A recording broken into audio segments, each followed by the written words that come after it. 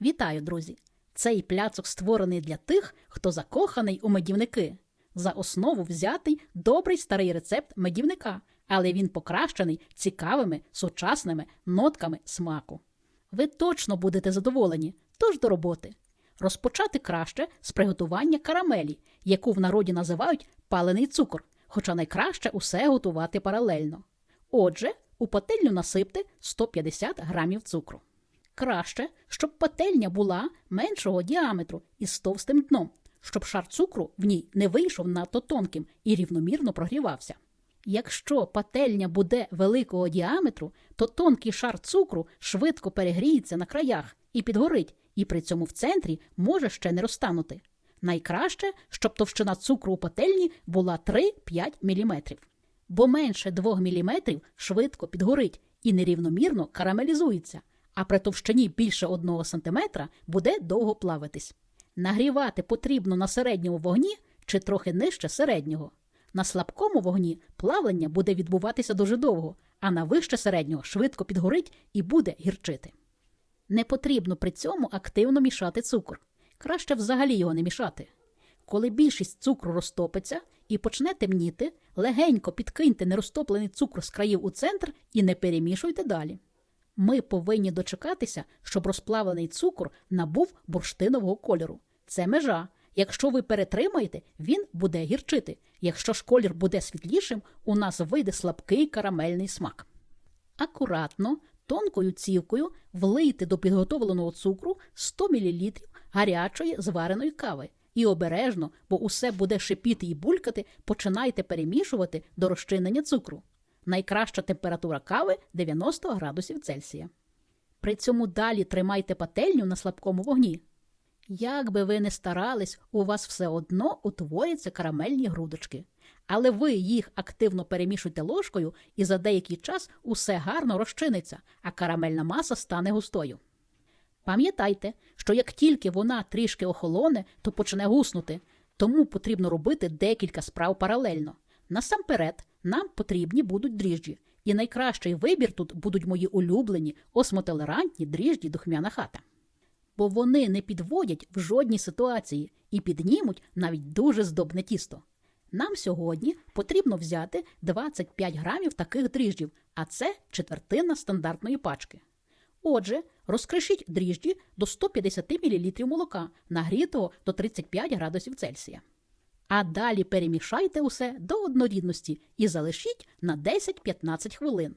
Також паралельно, поки карамелізується цукор у каструлю, викладіть 250 грамів меду, краще темних сортів. На плиті розтопіть його кілька хвилин до текучого стану. У чашу для збивання викладіть 4 яйця середнього розміру. Досипте до них 100 грамів цукру і нехай далі трішки попрацює техніка. Збивайте на середніх обертах міксера не менше 5 хвилин. Повинна утворитися світла, дуже пишна маса. Докладіть до неї 7 грамів соди, це 1 чайна ложка, і підготовлений розтоплений мед, який охолов до кімнатної температури. Збивайте усе разом ще 1 хвилину. Далі влийте підготовлену карамель і збивайте ще 1-2 хвилини. Маса набуде карамельного кольору. Докладіть 50 грамів сметани. У мене сметана жирністю 20%. 3 грами солі для балансу смаків, це половина чайної ложки, столову ложку суміші приправ для медівників і пряників. Її можна придбати у крамниці чи скомпонувати самостійно із 150 грамів розтопленого і охолодженого вершкового масла.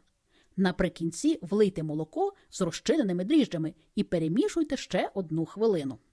Перелийте утворену масу до посуду більшого об'єму і всипте 200 грамів підготовлених родзинок разом з рідиною, в якій вони вилежувались.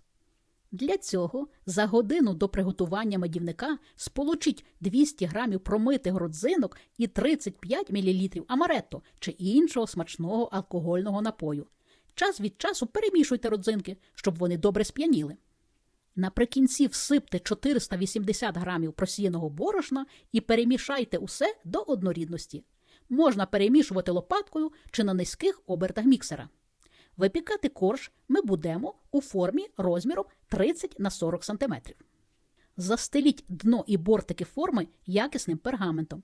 Висота бортиків повинна бути 4-5 см. Рівномірно вилийте тісто у підготовлену форму, а потім гарненько розрівняйте лопаткою по усій площі. Прослідкуйте, щоб товщина тіста усюди була однаковою і навіть біля стінок форми трішки вищою. Завдяки цьому при випіканні у центрі не утвориться горбик. Усе, в духовку його. Випікайте в режимі верх-низ без конвекції на середньому рівні духовки за температури 160 градусів Цельсія приблизно 30 хвилин до готовності.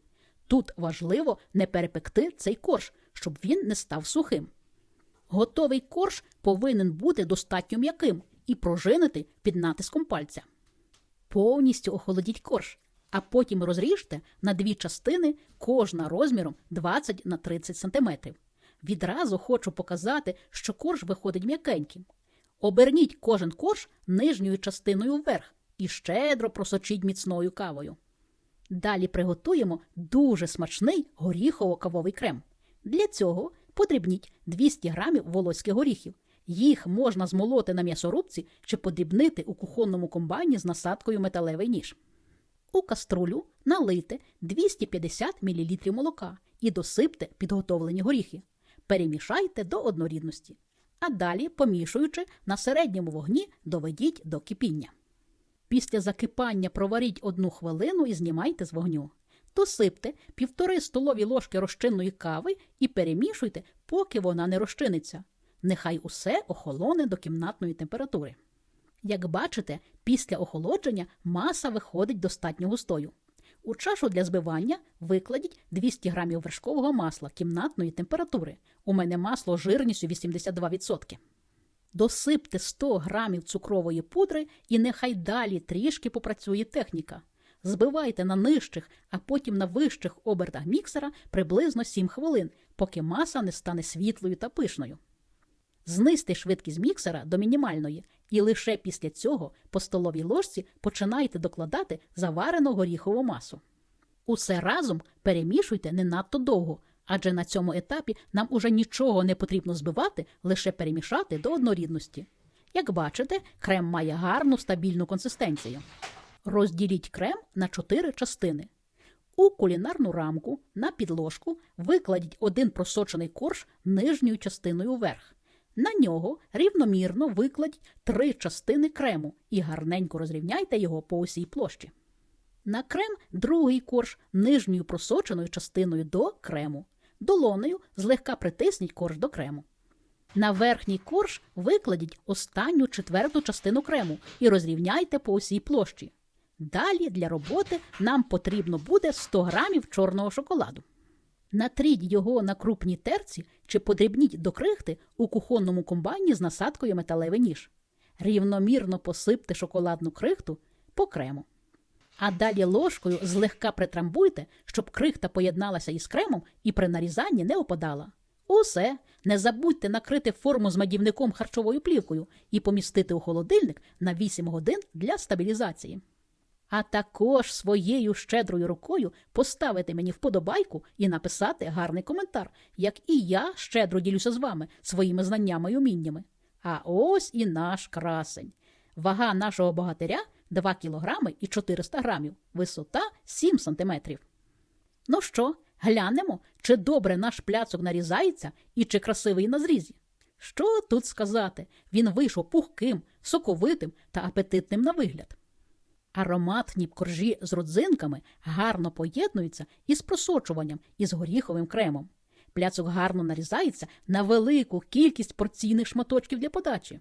Шматочки при нарізанні не кришаться, а крем не відшаровується від коржів. Одним словом, це дуже смачно. Готуйте і смакуйте, бо ми того варті.